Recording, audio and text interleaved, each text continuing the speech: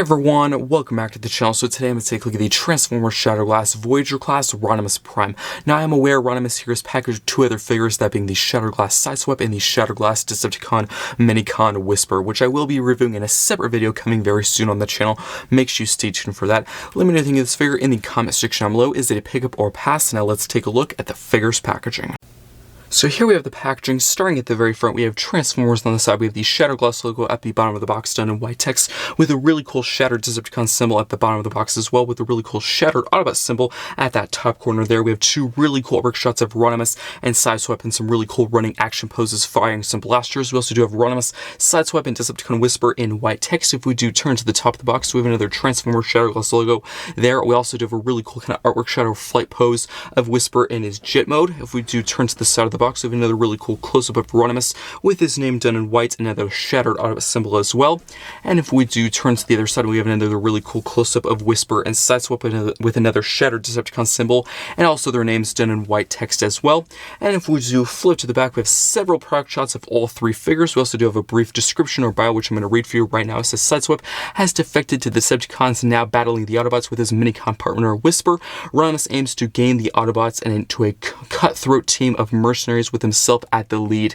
So Rodimus transforms in 29 steps. Of course, there's a product shot of him and his robot, his alt mode. Sideswipe transforms in 16 steps. There's a product shot of him and his robot and alt mode. And the final figure here, Minicon Decepticon Whisper, transforms in 6 steps. And there's a product shot of him and his robot and alt mode as well. And that is pretty much it for the packaging. So let's now get into the review.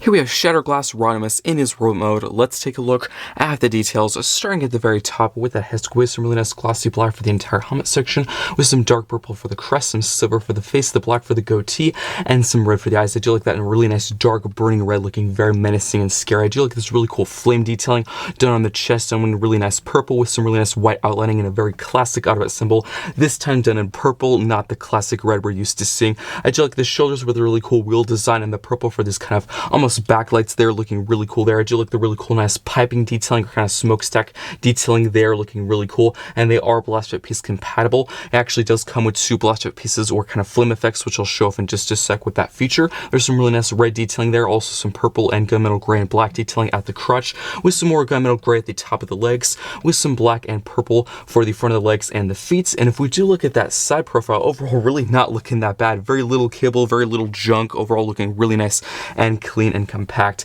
As far as a backpack goes, he really doesn't have one. Of course, he has this entire fin section, but that's a very classic, iconic trait, a part of pretty much any Rodimus design or figure, so perfectly fine with that. I really do love the gunmetal gray they use for that. As far as the back of the arms and legs, really well compact, clean, and put away. I do have a minor complaint with these little back panels here. They do have a sometimes tendency to pop open or kind of flip open, so they could have been a bit more secure, but that's a very minor complaint. As far as, gaps or waffling or kibble, he really does not have any. As for articulation, I'd say it's overall pretty average for a Voyager class figure. So of course the head can look up and down, tilt side to side, look left and right. The arms are unfortunately, or the shoulders are kind of that trigger happy shoulder, so they kind of move up, which not a big fan of, but not a deal breaker. So of course they can move out and in, forward and back. There is bicep rotation. There is way past 90 at one hinge at the elbow, which is really cool to see. There's also a wrist rotation, and the fingers can open really only on one hinge. All 4 fingers attached to one hinge, but really nice to see on a Voyager class figure. There is a full functioning waist rotation, which is really good to see. If we do move the arms out just to get some added clearance and space, the legs can kick forward, back, out to the side. There is rotation at the top of the leg. There is a knee bend on 2 hinges, one pretty much where the knee is, and of course one above the knee, which is really cool to see. And there's also an ankle pivot out, and there's also a slight pivot with the toe forward and a back. I'd say my only complaint with the articulation is probably they could have done better with the kicking back, because there really isn't anything keeping them from doing it. There's a bit of a piece of plastic on the back of the leg, pretty much where the butt is. They probably could have gotten rid of that, because unfortunately it does severely limit the articulation. You might think, oh, it's because of his backpack. Really, this entire section does not get in the way. It's really just this entire panel on the back of the leg, so that probably could have been improved, but all the other areas are really good to see. Some articulation of the fingers is very rare to see on, I guess, somewhat of a mainline mold. Of course, this is a Hasbro Pulse exclusive, but the original use of this mold was the mainline 86 Hot Rod, which was really cool to see in the mainline. Articulated fingers, that's very rare to see, so I'm pretty impressed by that. So now for accessories, he comes with a ton, and when I say a ton, so I'm going to try and go through them pretty pretty quickly because I don't want to spend, 20 plus minutes on just the accessories and all the features. So let's get into it. So the first one is a visor. So you can actually pretty much open up his head and flip out this little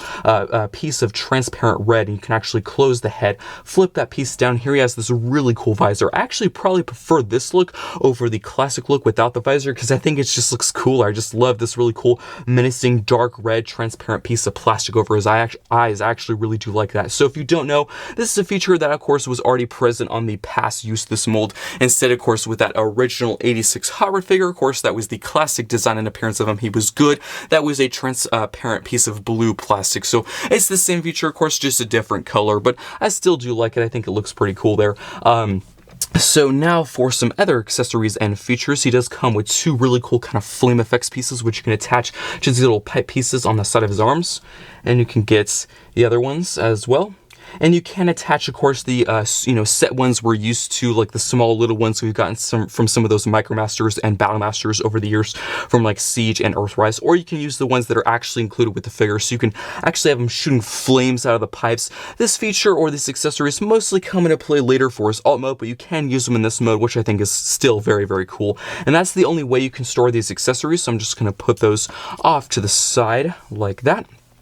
So now for the next accessory, it's actually the Matrix, which is pretty cool. You can actually have him hold it in his hand. So I'm pretty sure it's the exact same molding that we've seen with past Matrixes. So the one with Earthrise Optimus Prime, the one with the dead version of Optimus Prime.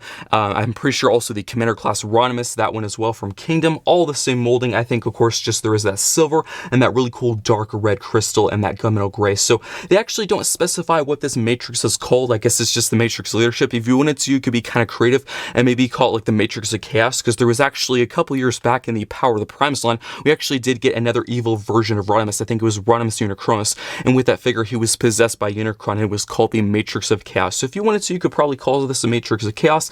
Again, by the instructions of the box, they actually technically do not give it a name, but you can actually have him hold it in his hand. I can't really do any crazy pose right now, because I'm recording and it's a bit hard to pull off anything crazy, but I will show how you can actually put it in his hand. Again, off camera, but could probably pull off a much interesting, more intricate pose. What we're supposed to do is open up those hands, of course, use that finger articulation and pretty much feed it through the thumb, and then you just close the fingers over that, and there we have the Matrix in his hands. And he actually also does have another accessory which will come into play into this feature and this accessory. So it does also come with this really cool blast off piece, the same accessory, of course, that came with the past 86 version, this time just done in red.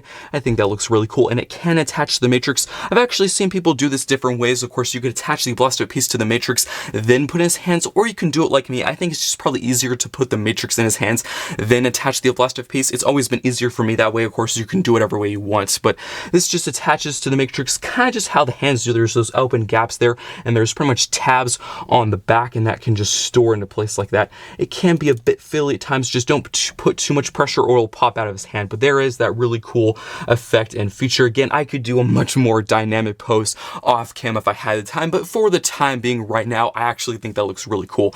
I do have one major complaint though. I will mention this also in my final thoughts. You cannot store the Matrix in his chest, which I'm really bummed by. This is actually my first time experiencing this mold, so when I first got this in hand, I was unaware. I did not know if you could store it in the chest or not. I did know, of course, of the feature with the blast off piece and you can put in his hand, but I just assumed, of course, it's Rodimus Prime, you can store the Matrix in his chest, but unfortunately, you cannot. And I think probably the main reason why you can't is he actually does have somewhat of a faux chest kind of car piece inside there, so if they didn't do that sort of faux chest piece for this figure, probably there would be a lot more space to actually store that Matrix in there. And to be honest, I probably would take a Matrix storage over a faux piece. That's just my opinion anyway. It is a cool, engineering technique. It's very interesting. We don't get it that often, but I think it definitely did get in the way of storing the Matrix. I do know, of course, this complaint really isn't specific to Shatterglass Rodimus, in general, just to him. It's really just the mold, because also the 86 Hot Rod cannot do that feature either. It's a bit disappointing, because pretty much every Optimus Prime figure and Prime figure we've ever gotten has stored the Matrix in the chest, so it's a bit disappointing, but it's, again, not a deal breaker. I still do like how you can hold in his hand. I guess it would have been nice maybe if there was some other secondary storage for the Matrix, because as it is, pretty much they're expecting you to only store the Matrix in his hand. It would have been nice maybe if there was like a tab or something on his back, because you can't store in the chest, so another way would have been a nice option, but you can just, of course, course, take this out of his hand, and I'm just going to put that off to the side, and we can get into the next accessory. So he also does have two somewhat identical blasters. Let me just quickly straighten him up. So he does come with two simple black blasters, which are pretty cool. They are different where the tip of the barrel is, of course, that's different, but the main, front portion here is the same, but you can store this in the hands there, which I think is pretty cool, and you can close the fingers around it, and both of them are blaster piece compatible. So I'm going to store the other one in this hand, which I think is pretty cool, so you can dual wield them. I'm not really sure why they actually changed them, because it's a very significant very small change. I mean, like this one's just a little bit thicker at the barrel. This one's just a bit smaller. I guess it's fine. I probably would have preferred identical blasters. That's just my opinion, but I think that looks pretty cool. You can also store them on the back of the figure. So if we do remove them, I'm just going to move the arms down for now. We can flip to the back of the figure. As you can see, there is two slots and of course tabs on the actual blaster, and this can just store into place. And you might be wondering, does it matter which blaster goes on which side? Like, does this have to be on this side or the other side? No, it does not. You can put it on either side. It does not matter at all. And you can store both of them back there. I think that's pretty good storage. It actually really doesn't add much kill or anything. They actually compress really nice and tightly against the fin, which is really cool to see. You can also actually store the really cool included saw, which you can also store this on the arm, but I just wanted to show this now because the blasters are attached, but there's two slots and two tabs, and that can just line up and tab into place like that. So that's some more accessory storage. I typically do store the entire saw with the arm. That is just how I like to display it, but that's a feature if you want to. But now just removing all of these accessories, we're actually done with the blasters, so I'm just going to put these off to the side. Then I can actually show off the feature with the saw. So what you can do, it does actually have to be this one because there is an included post inside the arm, so it has to be this arm. So what you're going to do is actually go to the underside. You're going to flip out this panel here, hinge this back, and then you're actually going to pretty much open up the entire form. And then you're going to make sure the fingers are closed, and you're going to rotate the entire hand around, and I'll actually reveal this post. I do have to say, this entire section here, it is a cool transformation. I do like how you can attach the saw. It looks like it's actually forming out of his arm, but the entire connection of this form definitely could be tighter, because there's quite a few times when I'm transforming the figure where this will actually pop open. Also, this small pin here, of course, you just attached how it was before. That definitely could be tighter because it has a tendency to come loose. So all of that could definitely be a bit more secure, but overall, again, not a deal breaker. But how this attaches, of course, there is that post and port. I would advise probably not to plug it in all the way because it's a very stiff peg. You really don't want it to get stuck in there, so I would say probably put it in halfway just to be safe, because you don't want to snap the peg off or cause any stress marks. But this is definitely one of my favorite accessories. I love this saw. If you don't know, I love melee weapons. I probably do consider this a melee weapon, and it can actually spin, which is cool. It's not the most free spinning. You kind of have to move it yourself. It won't really move on its own, but I do love that really cool transparent dark red for the blade and the really nice gunmetal gray. I think that looks absolutely awesome. So now for another feature, not really an accessory, but actually kind of repeats that same process from this arm to the other one. So you actually can open this arm and actually will reveal another feature. So again, you do have to move that panel back, make sure the fingers are closed, and then of course you can just open up this entire section here like that. So just open this up. Can be a bit tricky sometimes. Just open up this panel. There we go. And then you're just going to flip the hand around, and actually reveals this entire little sort of saw or little welding tool, which is pretty cool. And again, just close that panel over there like that. And again, as I mentioned, not the most secure connection, but there we have this really cool kind of welding tool. So I'm pretty sure the reference of this is, I'm pretty sure in the 1986 film, he actually used it to repair Cup. Of course, the good version, not this evil version. So they just kind of kept that same feature or that same reference with this figure, but he can definitely use this for more sinister purposes, not like repairing. He can probably use this for like tearing apart Transformers, not repairing figures or Transformers. So I actually really do like that inclusion. This is probably my preferred sort of, combination of all the features and weapons. I just really love that saw, and the really cool welding tool is super cool as well. So let me just quickly kind of straighten him up, and we can actually get into some comparisons. So here he is with another Shatterglass Prime, that being Optimus Prime. And I think they look really cool side by side. And another comparison, actually a packmate. Here he is with Sideswipe, most likely a pre-tool of Armada Wheeljack, I'm thinking. And for one final comparison, another packmate. Here he is with Whisper. And that is pretty much it for comparisons and this robot mode. Let's now get down to transformation. So now for transformation, what you're going to do is rotate at the waist all the way around like that. Then you're actually going to flip to the back of the figure, get this entire back fin piece here, disconnect that. There is a tab on the actual fin and a slot on the back. You're just going to hinge that down and rotate around. And then you can just kind of hinge this and collapse it against the legs just to allow enough clearance and space for this entire top portion that we're going to transform right now. So you're just going to disconnect the entire arm region from the chest. It can be a bit fiddly sometimes, so just hinge that back like that. And then you can actually move the arms up and out of the way just to get some extra room. And then you're going to disconnect this entire section here, fold this out. You're going to bring up this panel here, hinge that out, and then you can move the arms back up, and then you're just going to flip this entire section all the way around. Then you're going to rotate it at the head all the way around, collapse this in like that, all the way in, and then you can actually close up this entire section right here that'll just tab into place like that. Then we can actually go back to the top here. What you're going to do is actually hinge the arms back, hinge the arms back. There's a small little panel underneath your arm. You're just going to hinge the section out. There is a small little circular kind of cutout section here. There's actually a little post right there, and that's how that tab into place. You're just going to rotate this entire section around, and that'll actually fold in, and you're going to use the entire open cavity or hole where the hand was, of course, and that's just going to tab into place like that. Do the exact same thing on your side. Just rotate that around, and then, of course, fold that panel over the hands. And then what you're going to do is actually bring these sections out here. These are actually the front headlights of the car. Those will just fold out and into place. Then there is a tab right there and a slot right there. That's just going to tab into place like that. There we have pretty much the entire front half of the alt mode all done. Then we're actually going to focus on the legs now. So what we're going to do is go to the back, open up these entire sections like this, and then you can actually fold out the rear wheel like that using this hinge. Just hinge that out, and then what you can do is actually fold in the foot and then hinge up this entire section like this, and then you're going to fold the wheel over and into place like that. And I would definitely be careful with these small little posts right here because they're actually very small, actually smaller than these, so they could snap. I've actually heard some cases of that happening with the previous use of this mold, the 86 Hot Rod, so I'm going to be pretty careful with them. Just carefully slide those into place. And again, especially when you're removing them, when you're transforming it from the alt mode to the robot mode, be very careful of those because they can easily snap off. They haven't yet because I'm being pretty careful. So I'm going to show that again. What you're going to do is just open up the entire leg here, flip out this rear wheel like this. It can be pretty hard, just flip that out. Then you can actually fold in the foot and then hinge up this entire section like this. Just fold this up, and this entire rear wheel is just going to fold over it like that.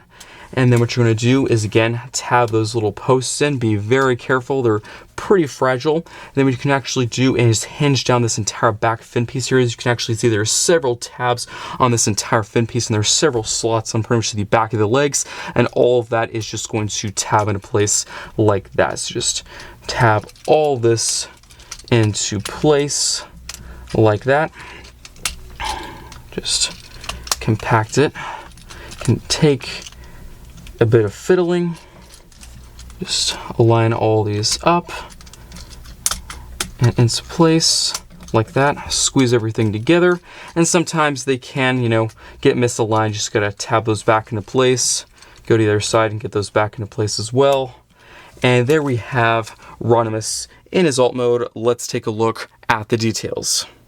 Here we have Shatterglass Rodimus in a sports car alt mode. Let's take a look at the details, starting at the very front with some really nice kind of flame purple detailing on this entire front hood section here, with some really cool engine block detailing done in silver, with some really nice sculpt work with these kind of pipes and sort of like little canisters sculpted in. And I do like the very futuristic angular design for the front headlights done in red with some really cool etching detailing. And I do really like the nice kind of white outlining for the entire flame detailing. There's also some more on the Autobot symbol, which I cannot get over with how the Autobot symbol is actually done in purple and not the typical red we're used to seeing. I also do like this huge piece of transparent dark red plastic for the entire windscreen here. I think that looks really evil and works really well with the gunmetal gray and the black for the base color of the car.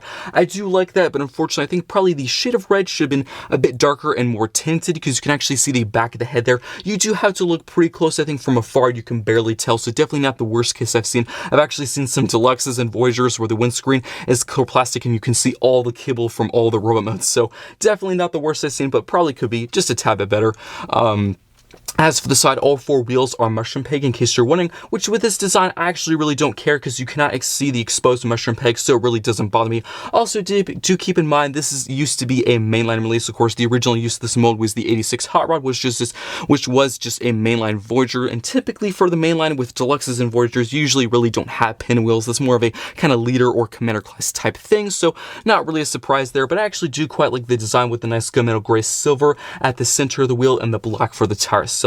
Speaking of silver, we actually have this really cool kind of piping, sort of exhaust pipe detailing going down the side here. Unfortunately, they do have a tendency to have a bit of a crevice there, but sometimes you can actually get it pretty flush. And all of these posts are Blaster Piece compatible, so you can actually use the ones that are included with the set, or you can actually take the ones from the Battlemasters from Earthrise, or any other ones you have, which is a really nice feature. I do love this entire huge back fin here with the really cool sharp tips and that really cool spike in the center, done in gunmetal gray. And I think overall this is a really cool Ferocious Evil looking sports car alt mode. So now for some alt mode comparisons, here he is with Sideswipe and Whisper, his packmate, and their separate review is coming very soon on the channel. Make sure you stay tuned for that.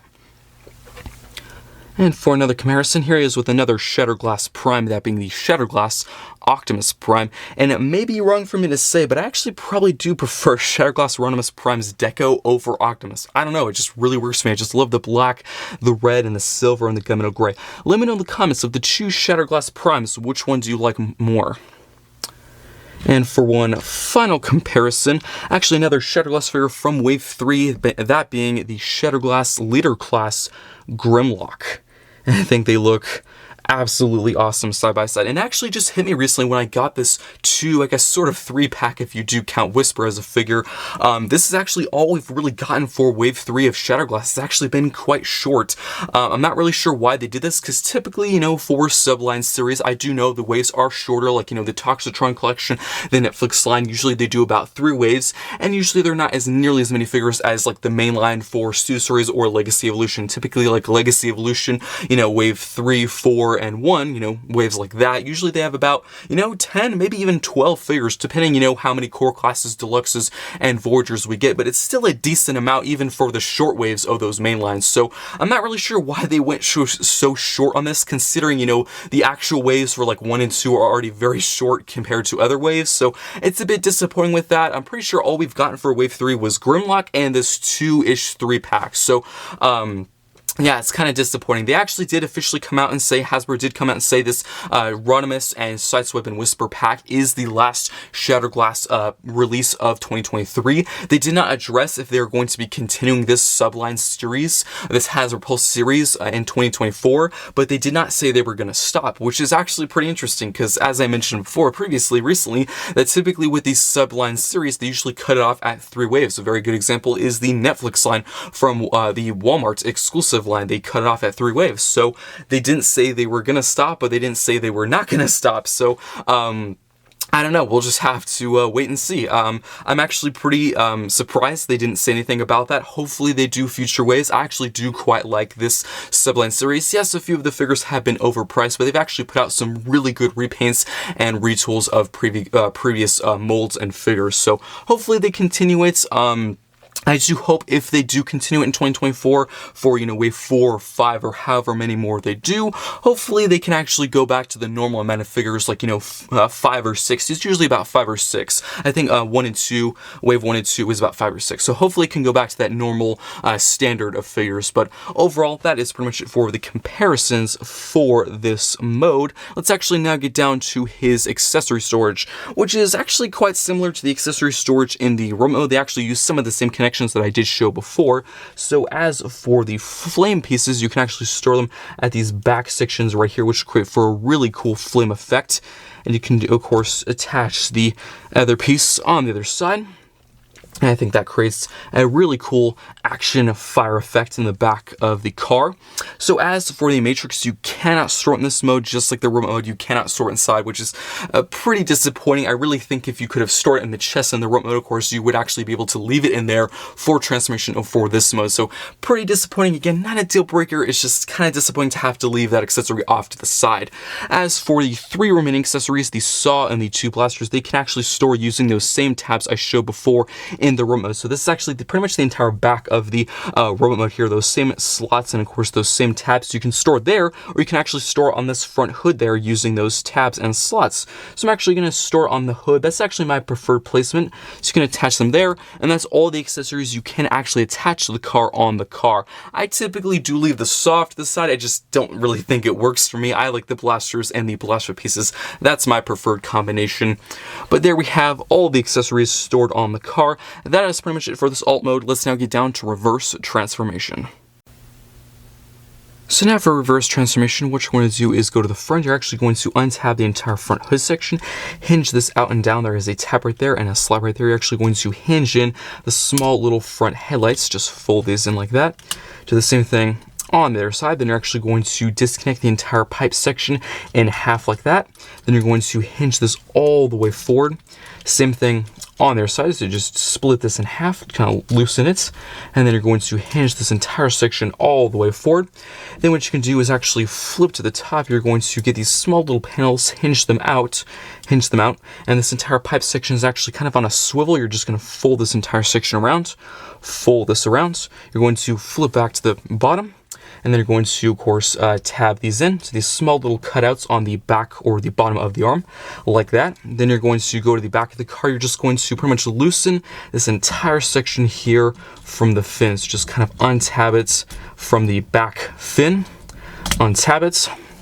And then what you want to do is hinge up this entire section like this, and then you can rotate it around like that. Then what you can do is open up the entire leg, just rotate this out, and then you're going to pretty much extend and fold out the leg. Then you're going to get the foot, push this out, then you're going to fold in the rear wheel like that, and then fold this up. Do the exact same process on the other side. So just hinge this out, fold it out like that, fully extend the leg, then you're going to push the foot out, and then you can fold in the rear wheel like that, and then fold it up. Then you're just going to kind of straighten out the legs, and then you can rotate out the waist all the way around like that. Then what we can do is actually open up the entire chest, hinge this entire section out, and then fold this up, and then you're going to rotate this entire top section around like that, and then you can fold this entire faux chest piece down and tab that into place. Then you can bring the head up like that, rotate it around and into place, and this entire section will just fold down like that, and then you can close that up like that.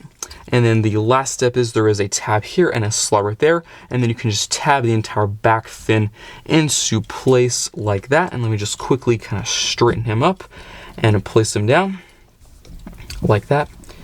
Can be a bit fiddly at times. And that is pretty much it for reverse transformation. Let's now get down to the final thoughts. Now for my final thoughts on the Transformer Shatterglass Voyager class Rodimus. This is my first experience with this mold, and the original 86 Hot Rod figure has been regarded as one of the best Studio Series figures ever, so I had high expectations.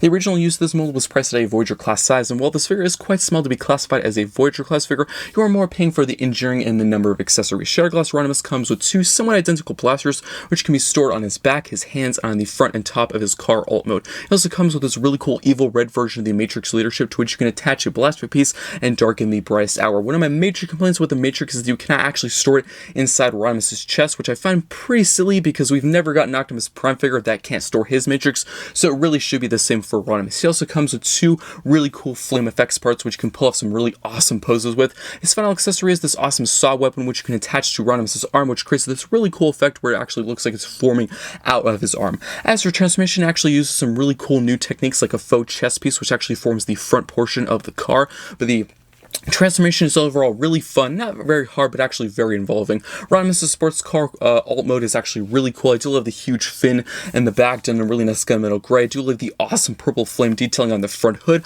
I do hope you enjoyed this review. Let me know what you think of this figure in the comment section down below, and I'll see you next time.